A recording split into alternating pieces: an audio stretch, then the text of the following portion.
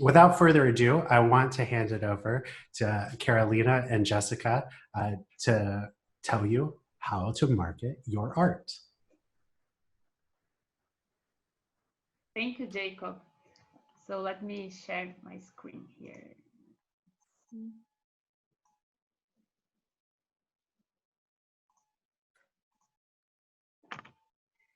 So first of all, I'd like to say that it is a great pleasure to be here with you today, and I'm very excited to share this panel with Jessica, to share ideas, to hear from her, and I'm very happy to talk about this subject because I used to work with advertising before I get into the art market.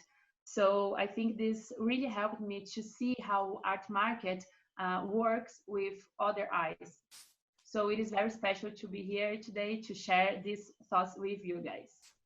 And as you know, I'm Brazilian, so that's why my accent's like that. And because of that, you need to consider that this presentation that I'll share is from a Brazilian point of view. And of course, maybe in the United States, you see things in a different way, but I think this is why we are here today to exchange ideas, to see what works here and what does not work here, and hear what is going on in Florida, and then we can inspire each other. And the second thing that you should consider is that my time talking to you is like about 20 minutes. So of course, it is impossible to solve all the art market issues and during this time. So of course, unfortunately, you won't get out of this meeting with a formula of how to market your art. But I hope you open your mind to new possibilities, to face other real scenarios of the art market. So let's do this. And I'd like to start with this question that is, I make art. Am I an artist? And I think it is important to start with this question because there is a difference between, let's say, formal and informal art. The art that we do at our homes destined to our own entertainment or pleasure, and the art that is considered art by a whole art market. So what is the difference?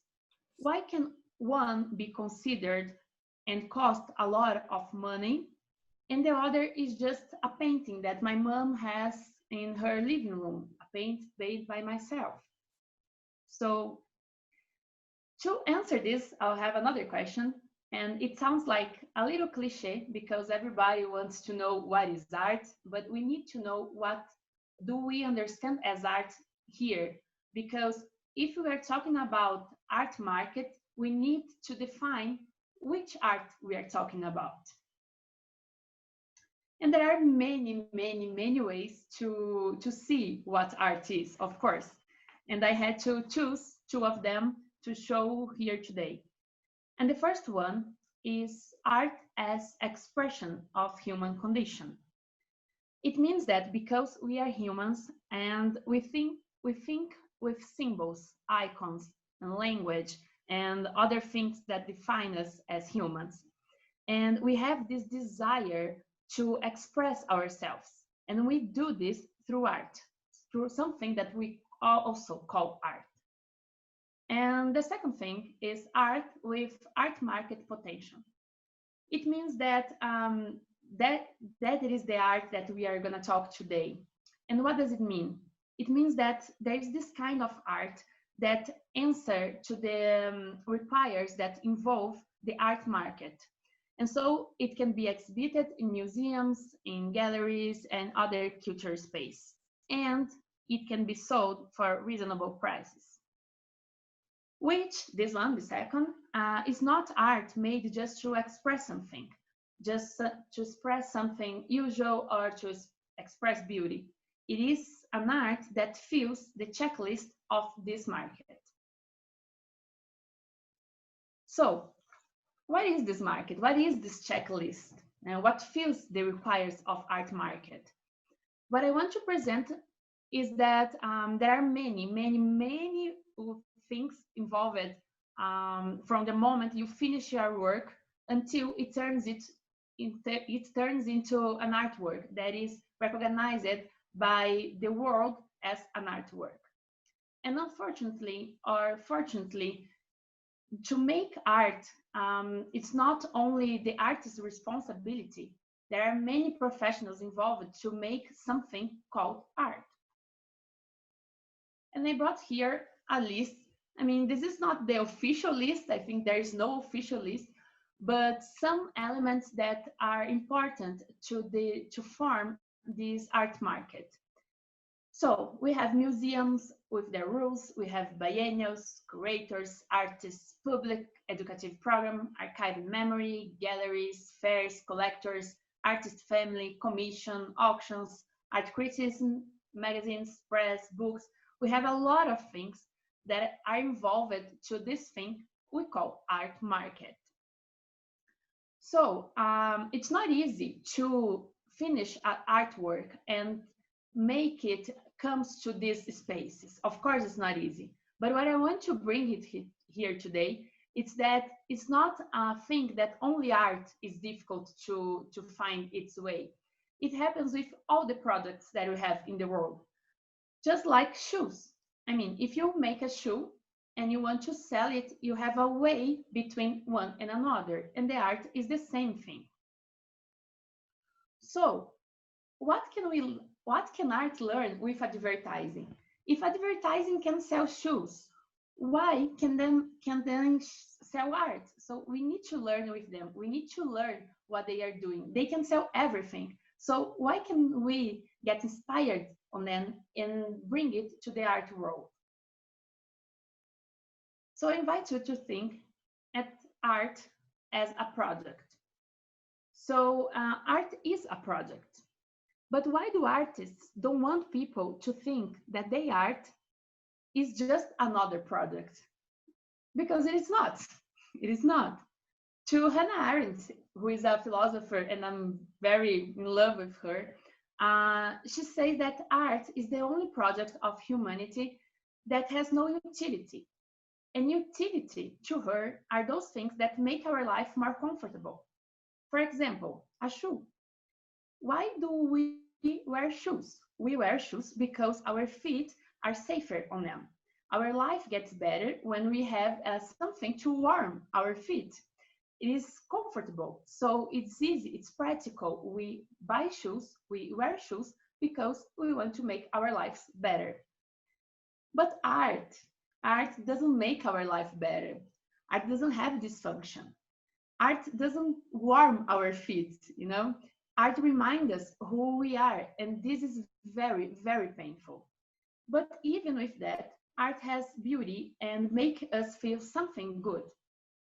So how do I sell something? How do I sell a product that can damage my comfort zone? And a product that won't protect me from stepping on a nail, for example, such as a shoe?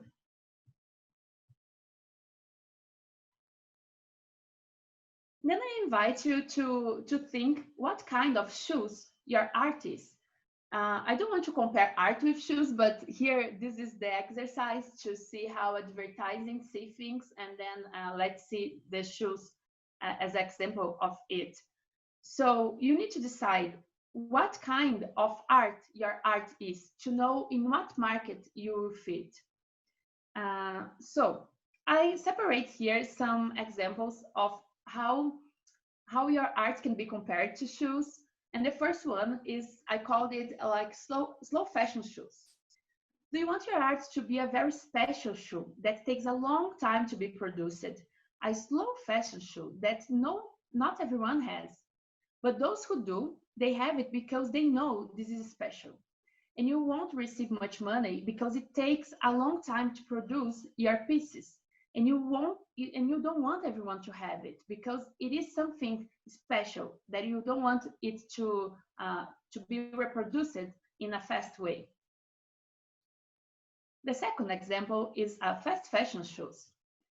So do you want your art to be a fast fashion shoe? You produce according to the trend, you sell a lot, but you won't be remembered. And when I say that you won't be remembered, this is not pejorative. It means that it doesn't matter to you that your art is like something beyond life. You just want to produce what people want to consume and you want to sell it.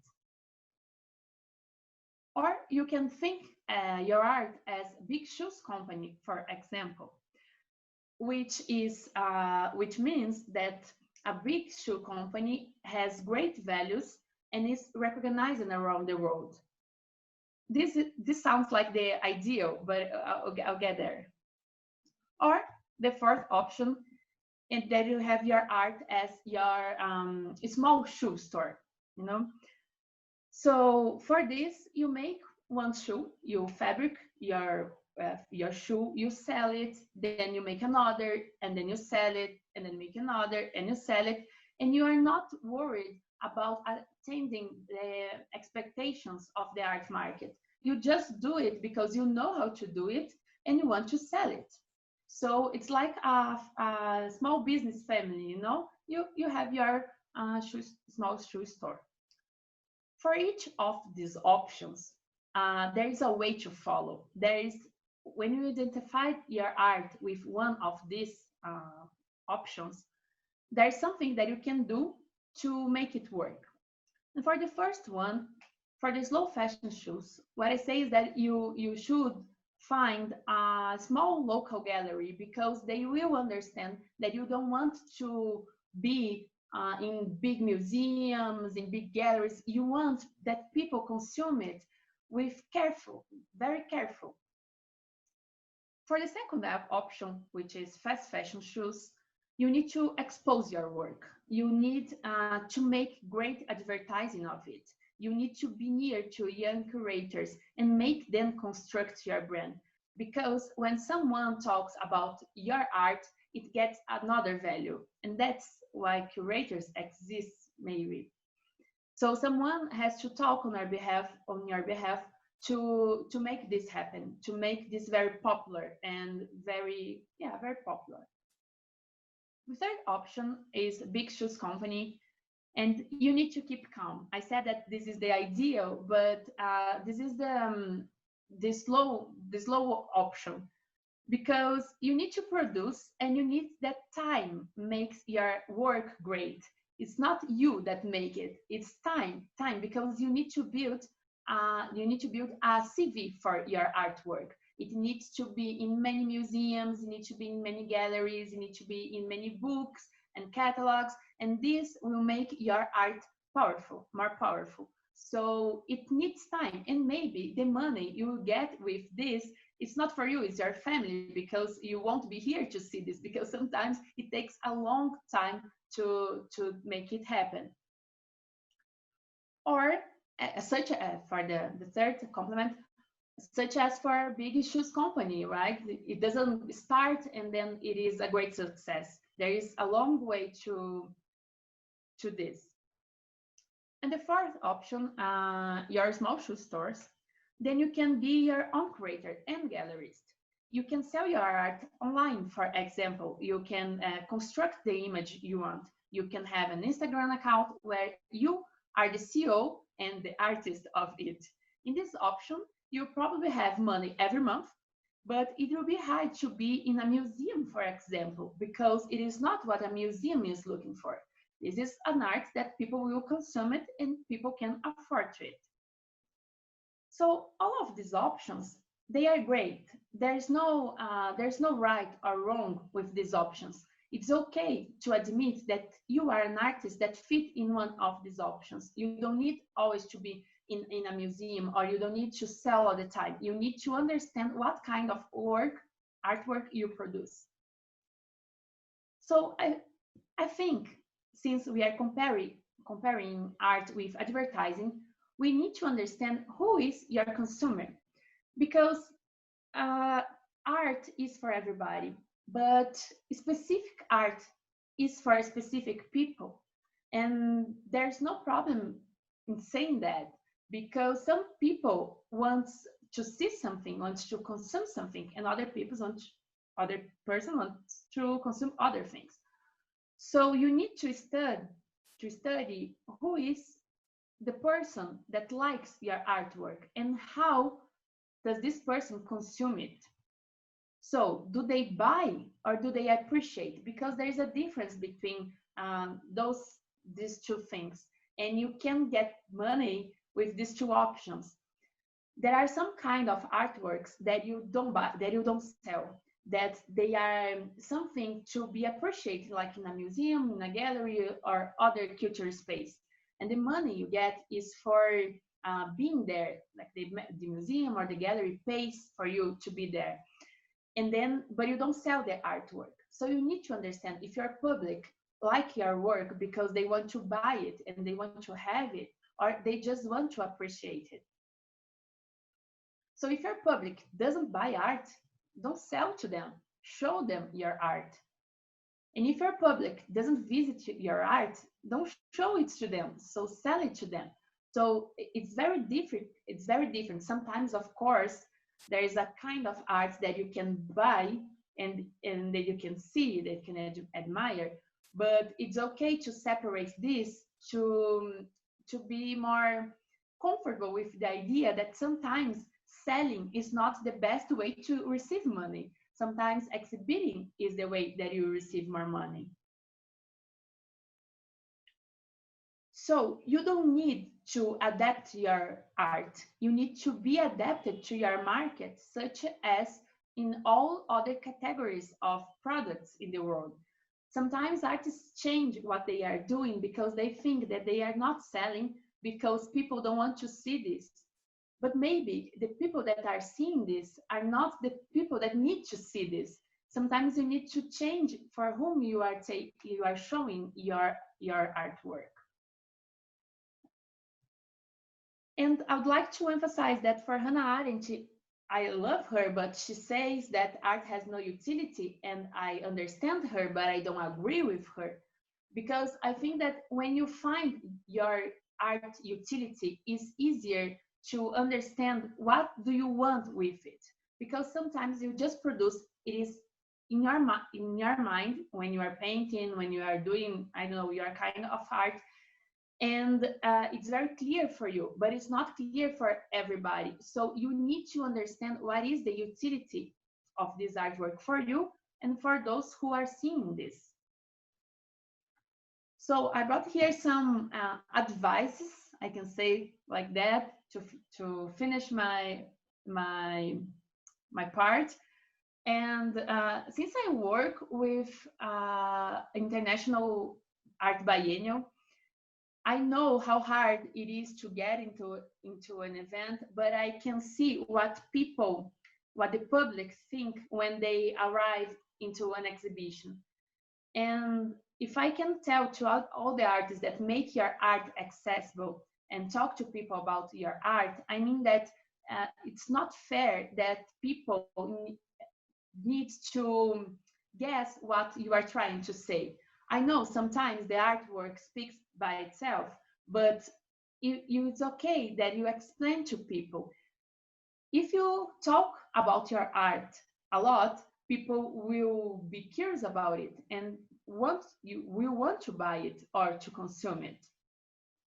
The third thing is make sure that you are comfortable with the value of your works, because there is this thing in Brazil, there is this thing that we think good art are a very expensive art.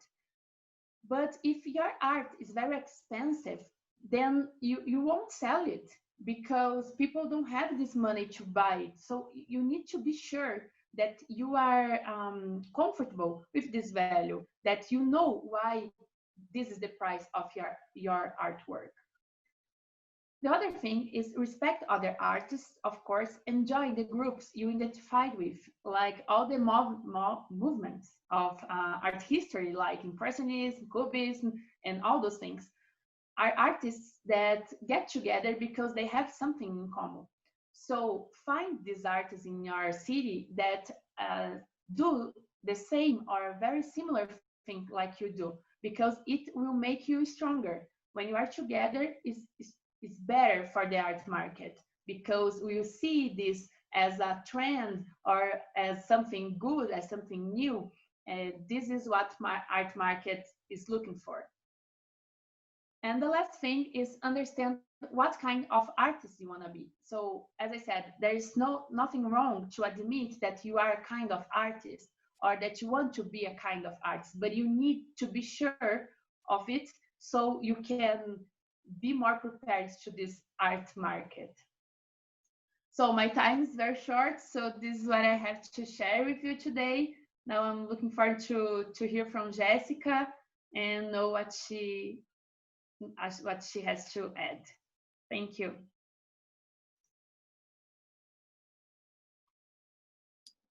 Thank you, Carolina. Thank you. It's all yours, Jessica.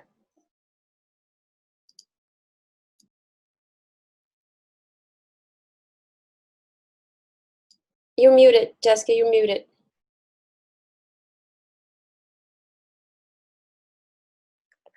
How do I make this the main screen? I think if you go to the bottom of your of the PowerPoint, there's this little, icon, slideshow icon. Yeah, got it. That one, yeah. Yeah, okay. Thank you, Carolina. That was awesome. I like the shoe analogies.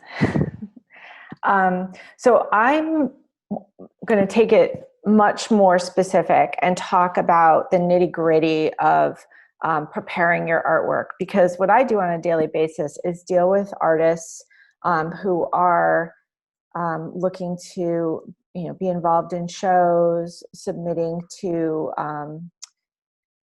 calls for artists, all of those things. And what I've observed over many years of working with artists is that it doesn't seem like art school teaches you any of these things. There's a lot of creativity, but there's not a lot of the business aspect of art. And I see time after time artists losing money because they didn't carefully read a contract. They got involved in something without really fully understanding what the entire length of the show was going to be, or something like that. So what I really want to talk about is real specifics of creating a foundation so that your artwork can be best presented, that you are going to be, you're going to get the most out of everything that you participate in. So I think starting with, obviously, presentation of your artwork. Yes, you have this beautiful piece of art, but you need to think about what's going to be the hanging, or if it's an installation, what are the mechanisms involved in that? So I'll give you an example. At the Cultural Council, we just installed a main exhibit in our largest gallery, and we have probably 20-foot walls, and we have an artist who created scrolls that were 13 feet high. And so those had to be installed, with a cherry picker. But they're printed on paper with gold leaf on them, and it's literally a scroll of paper. So she had to come up with a mechanism to put them between magnetized boards, but have that still look good. And so it was very well thought out with covered white boards that match perfectly with the paper, the same color. But she thought that all through. We talked it all through, and we figured out how we were going to actually install that long before installation date. So all of those things, while you think about, oh, it's just a frame, or it's just hooks on the back, or it's wire on the back. No, it's not. Maybe you need, depending on how heavy it is, maybe you need to think about having a cleat on the back. But a lot of artists don't think about that until they've gotten to the end of the work, and they haven't thought it through at the beginning. How am I going to install this piece? So those are really important considerations. Another consideration that people don't think about till the end is editioning their work. I deal with a lot of photographers who say, oh, I'm not going to bother editioning this. And I say, well, why wouldn't you consider that from the start? Because you can edition any number of sizes, any number of different modes of printing. But if you start and you have it consistent from the beginning, then people have an expectation of you, of what you are going to, how many of those items you are going to sell. And they're much more likely to be willing to buy more from you if the expectation is met. If you don't just say, oh, I'm going to do an edition of 10 and then later on do another edition of 20. So consistently thinking about what is the the number of works that you're going to produce. It could be prints, whatever it is. You have to think that through at the beginning so that the collectors or the museums or the galleries, whoever you're working with, have an expectation of you, and they also, it's going to help you set your pricing. That's later on, but that's another thing to consider. Another thing that I see constantly is inconsistent labeling. So whatever your labeling process is, if you have a label on the back of your work, however you worked that out, it needs to be consistent. Title, date, media, dimensions, pricing, and if you're having an edition. And media should be very carefully written out. You should include all of the items that if you're making collage work, all of the work that is, all of the different types of media should be listed. It shouldn't just say photograph. It should be a description of what type of a photograph this is. What's the methodology? Is it another example in our current show, one of the photographers has rose tinted salt prints. Very specific, you know exactly what it is. Those are the types of things you need to make sure. And also, when you are providing those listings to any gallery or show that you're going to be in, or anyone you're loaning your work to, make sure that you have a careful spreadsheet which has all of that information in addition to an image of the work, so that they can check against your listing and make sure that they're labeling it correctly in their space. It makes it a lot easier for whoever you're working with. There's no chance that they can make a mistake, or the mistake is on them, it's not on you. I work a lot with people who are loaning work to museums or galleries, or they're doing things on consignment, or maybe a hotel that wants to show artwork. All of these contracts are very different, and you need to read it very carefully. And much like Carolina said, you need to be comfortable with the value of your work, and you need to go into it with a strong idea of what your value is and be willing to negotiate for that. If it's a consignment, you have to understand how long the consignment is for, what percentage you're going to receive.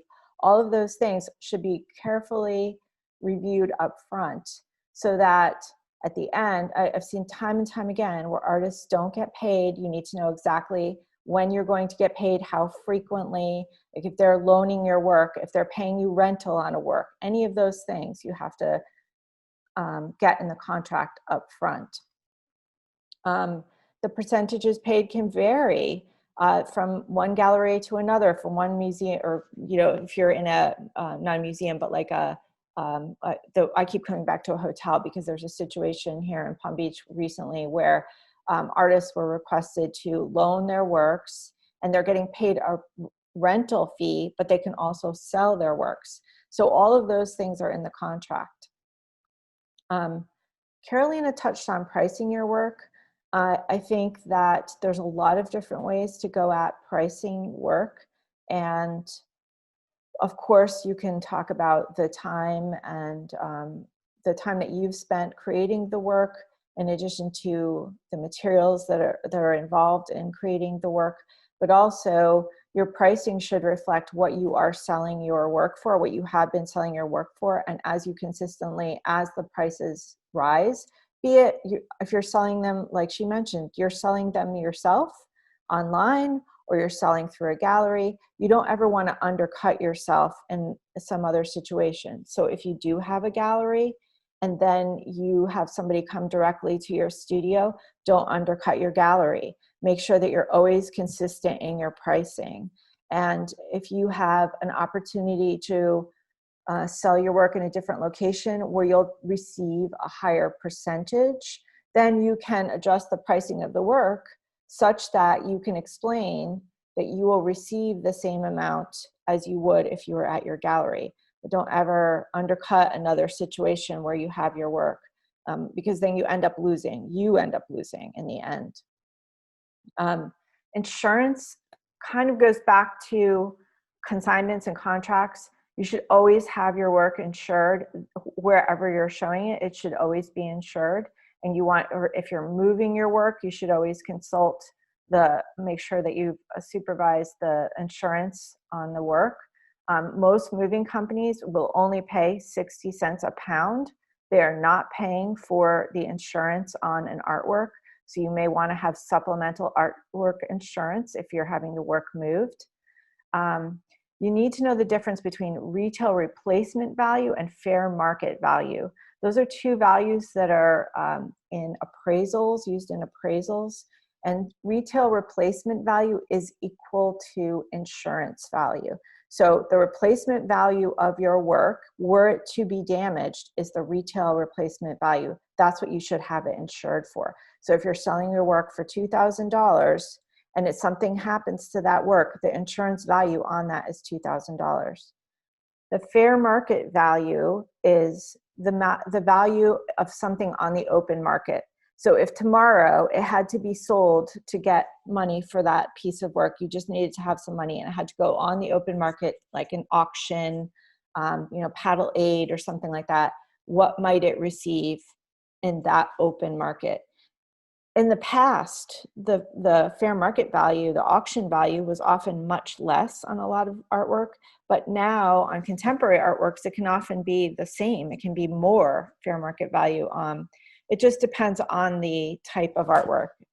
If you watch Antiques Roadshow, they often refer to retail replacement value. That's what it would cost in a gallery versus at an auction.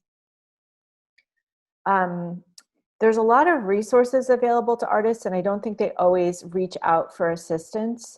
I think there's many artist coaches all over the place. I know I listed one that I know. Her name is Erica Ando.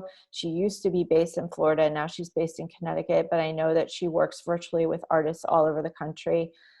She has a lot of free webinars right now, Zoom webinars about sort of similar things like what Carolina was talking about, just defining who you are as an artist, that type of thing. And I find those to be very, very useful. Of course, obviously there's lots of residencies that you can apply to.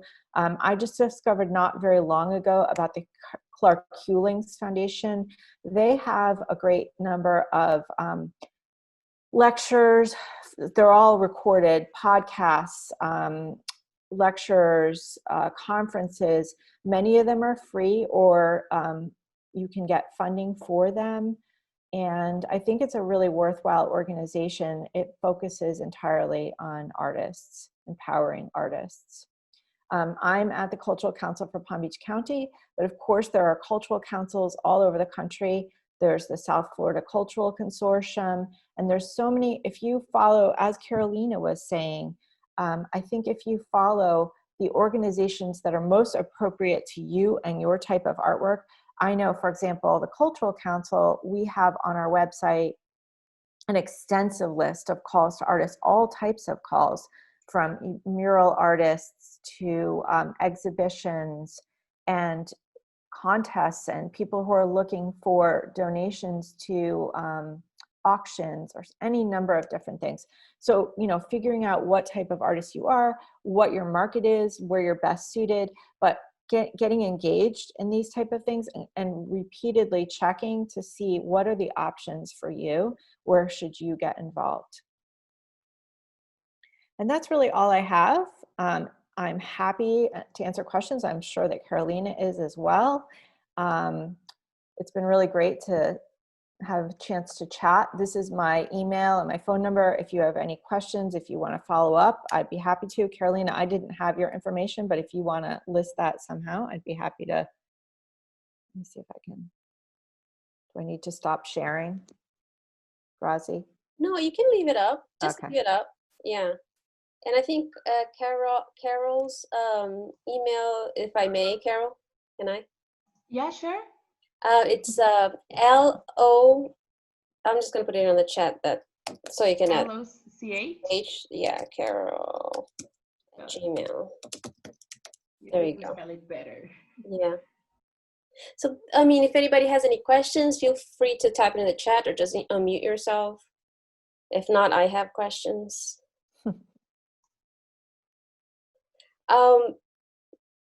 The one question, I think I have two questions, one for Carol and one for Jessica. Jessica, can you talk a little bit about, you say presentation, but I see a lot of artists sometimes they are not they don't have fancy camera equipment or how, and I see their work and I know their work in person and it's beautiful, but then when they post it on social media or on the website, you see that the it's poorly lit. Do you have any tips or resources that they can go to make sure they're getting the best image to display their picture online and on digital? Well, of course, you can have them professionally photographed, and we actually have an opportunity coming up at the council to do that for a reasonable price. And I do know that there are also a lot of photographers who, again, offer classes on photographing your art. I'm sure that, I haven't looked that up, but I'm sure that there are, YouTube videos on that type of thing. But it is critical. It's really the difference between a well photographed piece of art and, poorly lit. It makes a huge difference. And some art just doesn't photograph well, unfortunately. You can't make it happen. Sometimes it just really has to be experienced in person. But I do think that that's super critical. I don't have any, magical resources, unfortunately. No, I know, and then I understand what you're saying. There's tons of stuff on, and if it's the case, you think it's worth, let's say, artworks that don't photograph well. Do you think it's worth for them to hire a photo retoucher, a photographer, to hey, yes, so bring it into the studio, do whatever you can. It's a high price item, and definitely worth thinking about it at least, right? Right, absolutely. It makes a huge difference. Yeah, I agree. And I have a question from Joel Simpson, and I'll just read it as he wrote it. What do you think of the various approaches to Facebook marketing to precisely target our buyer for your particular kind of work? I think it's for both of you, but it was actually Carolina was talking about that audience portion of it. I'm not very romantic with this, like, we can't use social media, Facebook or Instagram to sell art, because I think there's no market for everybody. This is sad, but this is real. So we don't have galleries, for example, for everyone.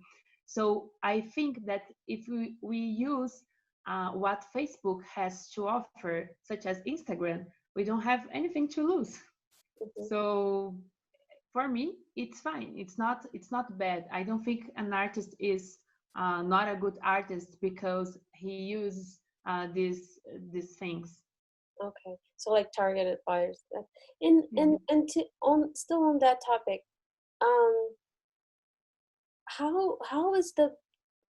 where's to start the path to find out who your audience is? Are they buyers or are they, appreciators, if that's even a word? Yeah. That's a difficult I know. question. But first of all, I'd like to say that artist coach is a new thing for me. Here we don't heard about it a lot, artist coach. So I really like to hear this. So maybe they can help. But I think that's something that is the first thing you need to do is to see other artists that do the same or something similar to your work and find their public. I mean, if you start from zero, it's very difficult, but if you find someone who does something that's very similar to yours, maybe you can get a ride on their public. Yeah, I agree And with you.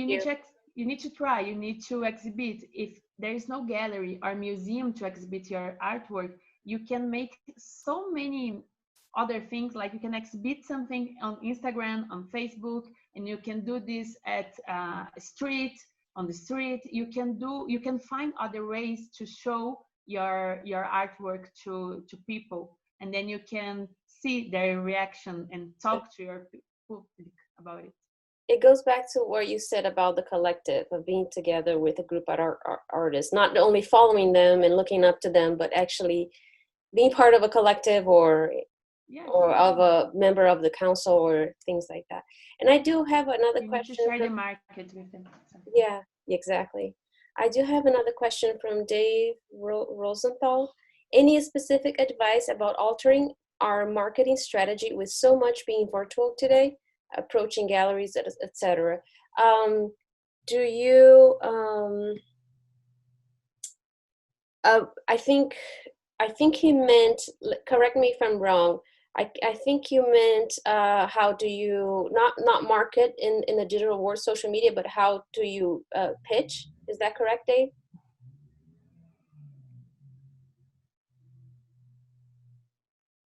Let me see if he responded. Yes, he said correct. So like, how do you modify your pitch to galleries and museums and so forth with everything being digital? You know, I honestly, I know of no galleries who are actually, who will welcome pitches. You know what I mean? I am constantly being asked by artists what gallery they should try to present their work to. And I don't think honestly, I don't think it's a way in.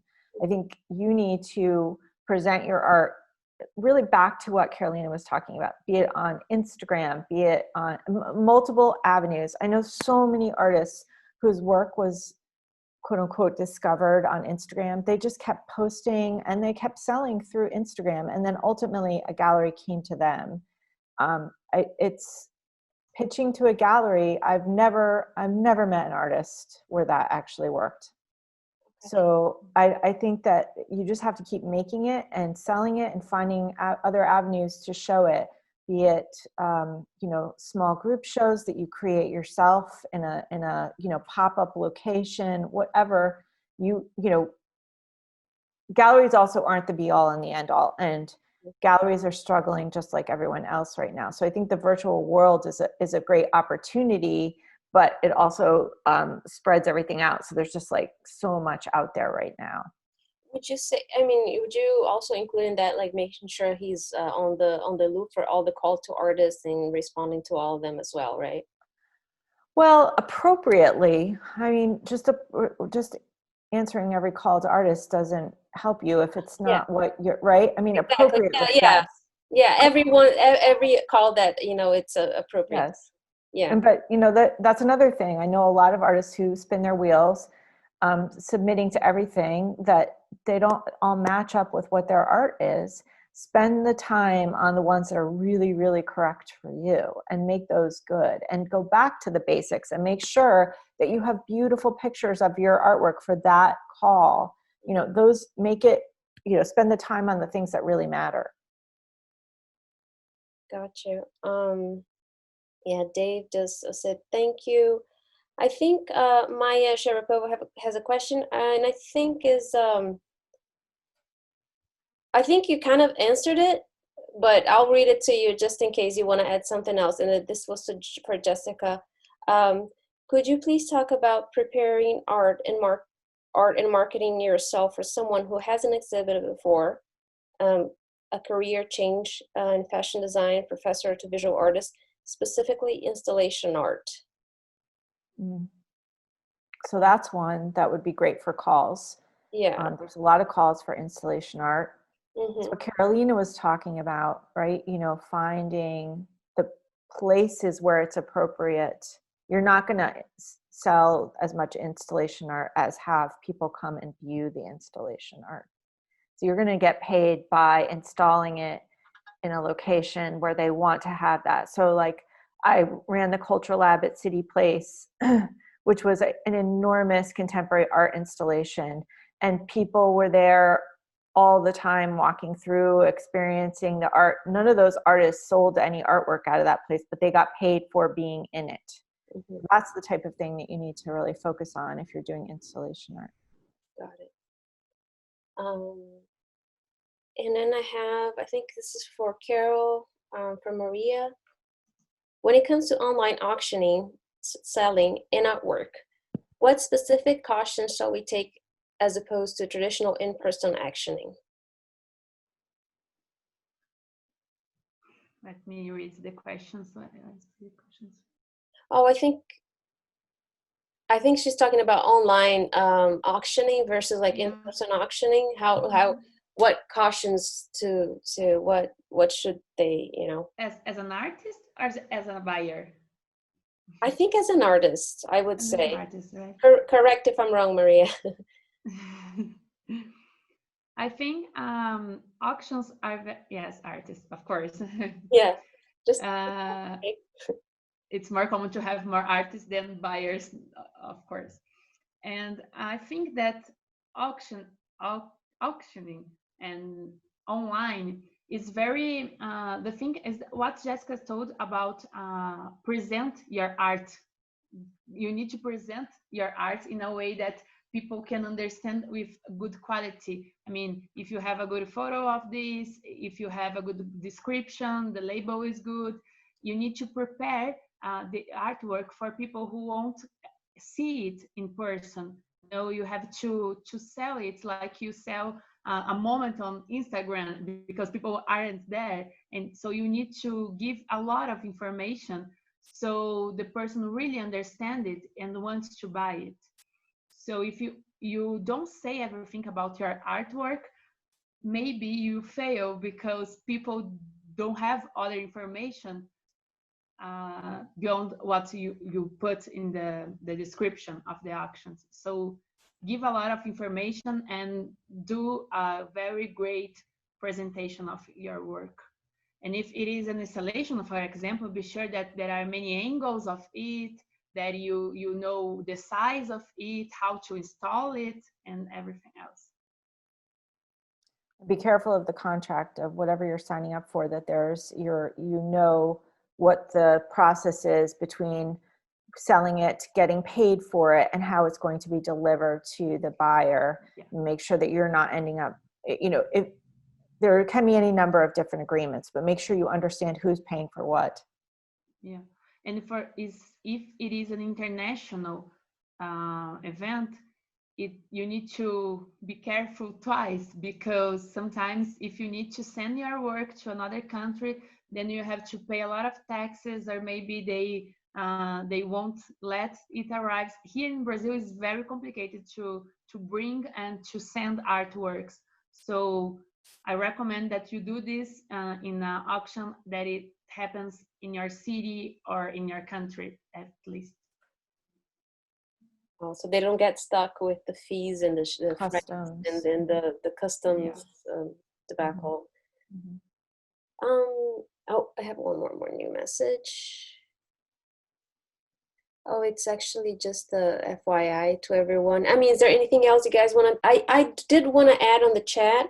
The Palm Beach, the Culture Council for Palm Beach County has a artist directory. Feel free to upload. It's the link is on the chat. It's a free directory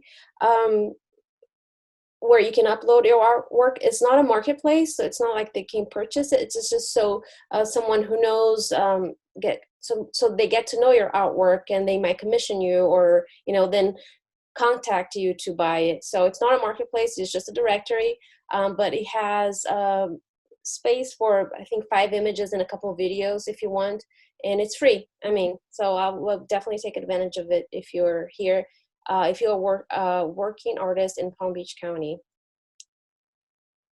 But with that, I think we should wrap it up. I mean, guys, it was awesome. It was so good. And thank you for everyone who was here. The questions were amazing. And thank you, Carolina. Thank you, Jessica.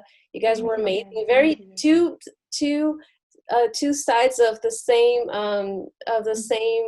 marketing issue, and the marketing part of it and the technical part of it, which are both equally as important, but 2 different approaches. And I really, really appreciate you guys being here.